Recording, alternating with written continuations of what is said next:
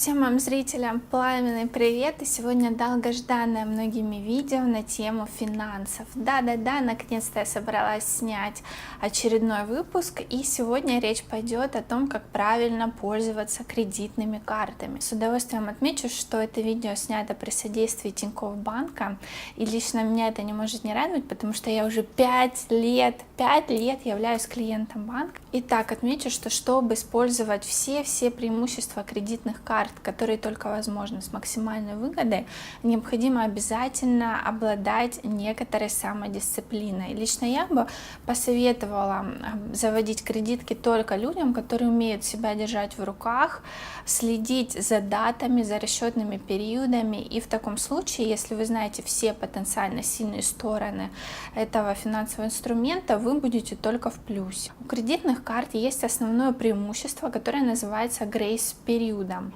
Это период беспроцентного использования средств кредитной карты. То есть, если вы расплачиваетесь картой в магазине или в интернете и восполняете полностью потраченную сумму до окончания грейс-периода, то вам проценты на использование средств не начисляются. Фактически вы берете у банка деньги под 0%. Вы можете сумму средств равному вашим месячным тратам не сейчас потратить в текущем месяце, а положить их на вклад под проценты, сами расплачиваться кредиткой в текущем месяце, со следующей зарплаты до окончания грейс-периода полностью погасить всю задолженность, опять в другом расчетном периоде опять расплачиваться кредиткой, опять погашать, в то время как ваши эти первоначально отложенные на вклад деньги, они прокручиваются, капают на них проценты, и в итоге фактически из воздуха делаете деньги, потому что ваши личные сбережения хранятся на вкладе. Если же вы не успеваете в грейс-период полностью вернуть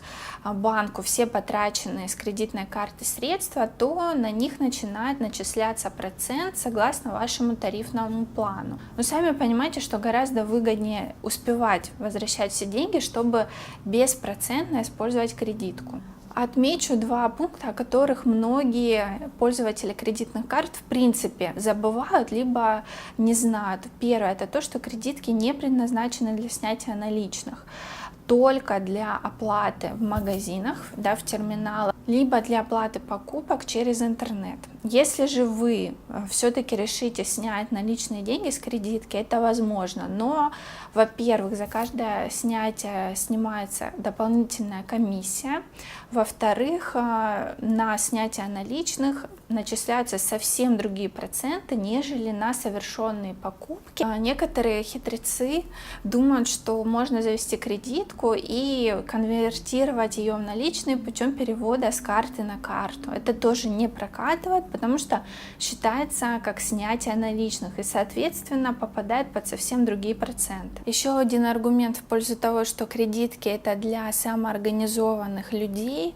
то, что регулярно надо знать, какой остаток кредитных средств у вас остался на карте, то есть сколько вы еще можете потратить, потому что если вы делаете покупку сверх вашего кредитного лимита, то вам начисляется комиссия за так называемый технический овердрафт. Чтобы этого не произошло, нужно держать руку на пульсе и быть в курсе вашего баланса. Следующий очень важный момент касается непосредственно процесса заполучения кредитной карты и подписания договора. Очень многие любят игнорировать момент прочтения договора перед тем, как ставить свою подпись. На самом деле, помимо того, что вам как владельцу кредитной карты нужно четко понимать, что вы будете платить, в каком количестве, за какие операции, чтобы потом не было всяких нежданчиков.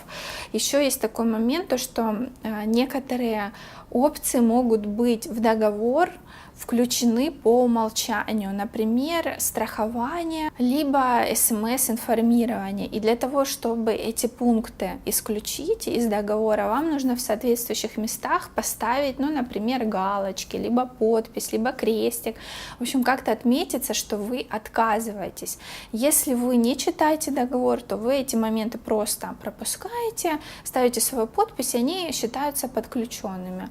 Для чего это делается? Потому что если делать наоборот, да, то есть договор, в который ничего не включено, и в каком-то месте, допустим, возможность подключить дополнительные услуги, поставив в соответствующих местах галочки, то потом в любой момент клиент может сказать, что он эти галочки не ставил и, в общем-то, подписал договор в абсолютно пустом варианте, и уже за него кто-то там, в общем, неправильным способом, обманом подключил ему услуги. Теперь расскажу про свою кредитную карту. У меня кредитка Тинькофф All Airlines, которая находится у меня уже где-то 9 месяцев. Она еще на старую фамилию оформлена, я тут номер заклеила, но, в общем, здесь написано Елена Евдокимова. Вот даже поднесу вам поближе, можете почитать. На самом деле это очень желанная многими кредитка, ее не так просто получить, то есть, чтобы вам ее одобрили, надо быть еще тем счастливчиком.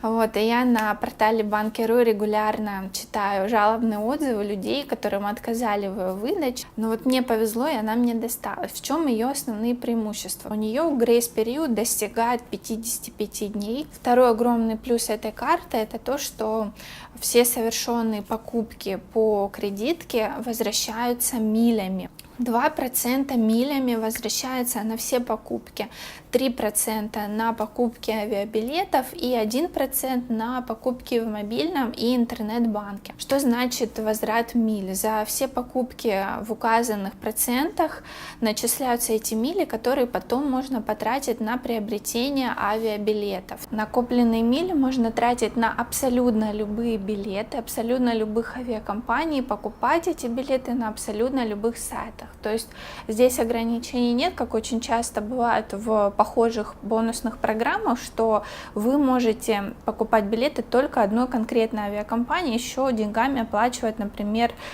транспортный сбор. Также при оформлении карты даются в подарок 1000 миль и прикрепляется к вам бесплатная страховка для путешественников. И, в общем-то, мое абсолютно объективное мнение, как я считаю, если с умом подходить к кредитке, да, постоянно держать на виду там даты выписок, понимать, что вы в грейс-период возвращаете всю потраченную сумму, там, не выходить за кредитные лимиты и так далее, то вы фактически на ровном месте можете себе заработать и оплатить билеты куда-то в отпуск. То есть сейчас, в принципе, это сделать достаточно проблематично, потому что все знают, какой курс валюты по отношению к рублю. Но вот в данном случае это происходит абсолютно естественно, потому что ничего не надо делать специально, все тратят деньги в магазинах, да, покупают продукты. И лично я уже очень давно не расплачиваюсь наличкой. И исключительно, когда там забыла карту, либо тогда, когда нет терминала. Во всех остальных случаях я всегда стараюсь, да, это пускай не какие-то огромные деньги, но вот, знаете, капелька капельки, курочка по зернышку клюет. Я уже говорила, что очень важно следить за сроками платежей по кредитной карте, за тем, чтобы постоянно понимать, какой у вас баланс. Так вот, у Тинькофф банка реализовано несколько способов очень просто это делать. Есть очень-очень удобные мобильные приложения и интернет-банк. Также в обоих этих продуктах есть чат, где вы можете сразу же спросить у сотрудника интересующий вопрос, да, что-то уточнить, и вам в режиме реального времени отвечают. И можно также прозвонить в банк по бесплатному по всей России номеру, и по моему опыту время ожидания ответа специалиста у меня было максимум, вот не вру, секунд 10. То есть никаких вообще вариантов, как с достаточно крупными банками, да, когда до 40 минут я вешу на телефоне. Да, и у меня, кстати, помимо кредитной карты есть еще вот такая вот черная дебетовая, это у меня уже вторая. У нее есть свои плюсы, да, это не кредитная карта, то есть я расплачиваюсь деньгами, которые я заранее сюда внесла. Из плюсов этой карты то, что на все деньги, которые я на ней храню, начисляется до 7% годовых. То есть в кошельке мои наличные лежат бесплатно, никто мне за них не доплачивает. Если я храню деньги на карте, то, в принципе, это то же самое, что хранить их на вкладе в банке. Соответственно, я не понимаю тех карт, которые используют ваши деньги бесплатно. Еще очень много таких банков, большинство зарплатных карт бесплатно пользуются вашими средствами. У меня тоже есть зарплатная карта, куда приходит зарплата, и там, в общем-то, 0 процентов банк платит за то, что фактически на его счетах постоянно находятся деньги сотрудников. Я всегда стараюсь оттуда снять и положить на карту, где начисляется мне за хранение средств процент. Во-вторых, здесь также есть бонусы за оплату покупок картой. В данном случае за покупки в магазине начисляется 1% кэшбэк, то есть 1% всех потраченных вами с карты денег по итогам расчетного периода возвращается обратно. Еще для меня огромный плюс вот этой дебетовой карты — это то, что я могу снимать с нее деньги в любом банкомате абсолютно бесплатно, без комиссии, если сумма снятия больше 3000. То есть я насмотрелась на знакомых всех, которые постоянно ищут свой банкомат, своего банка для того, чтобы не платить комиссию за снятие в чужом банке. У меня таких проблем нет. Я просто дохожу до ближайшего банкомата и снимаю столько, сколько мне надо. Кстати, я эту карту брала с собой и за границу. Кто даже помнит мои влоги с путешествий, по-моему, она там не раз мелькала. В общем, там тоже беспроцентно. Вот находите любой банкомат, и я просто снимала там в евро, да, с нужную мне сумму, и банк за это не брал ни копейки. Что касается кредитной карты All Airlines, я ее заказывала на общих основаниях еще осенью, и, соответственно, ее обслуживание для меня было платно. Но для моих подписчиков они согласились сделать первый год использования карты бесплатно и прислали мне ссылку, которую я оставлю под видео. Соответственно, если вы закажете карту по этой ссылке, то она вам обойдется вообще бесплатно. И как происходит получение что дебетовой, что кредитной карты Тинькофф банка, вам ее привозит курьер в удобное место. В принципе, все свои карты я так и получала. Приезжает курьер, привозит договор, я его внимательно читаю. Если мне нужно, ставлю галочки в нужных местах. Дальше там меня фотографируют с договором, выдают карту. Я вижу в этом огромный плюс, потому что не надо толкаться в очередях, ехать куда-то в отделение. И да, помню, еще 5 лет назад, когда я снимала свое первое видео о первом опыте использования вкладов в Тинькофф банке, у меня, кстати, к слову, тогда было подписчиков 300, наверное.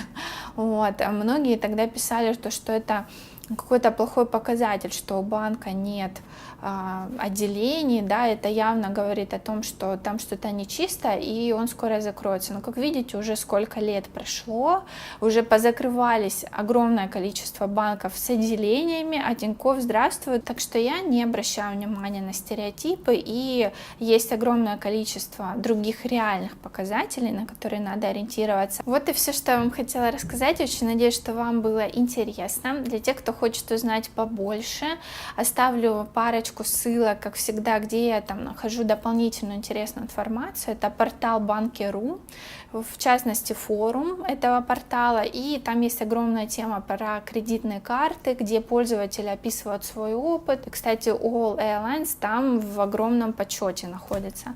И второй портал — это финансовый форум Cosmo.ru, там тоже есть тема про кредитки. Опять же, та же ситуация, что эта карта для многих желанна, реально, можете сами почитать, убедиться. Еще очень интересный, полезный ресурс, который реализован не в качестве форума, а в качестве журнала или блога, то есть там много статей, рассортированных по отдельным таким глобальным темам, как сэкономить, куда вложить, в общем, не потеряйтесь. Это Тинькофф журнал. Я буквально сегодня утром прочитала статью о том, чего опасаться и как защитить свои аккаунты, если вы в публичном месте через Wi-Fi выходите в интернет. И понравилось то, что там вообще нет какой-то банальной информации, то, о чем все знают. Действительно, какие-то интересные, очень грамотные подборки. Ссылку на Тинькофф журнал я тоже оставлю под видео. В любом случае, огромное спасибо за внимание. Обязательно оставляйте комментарии, пожелания к следующим видео.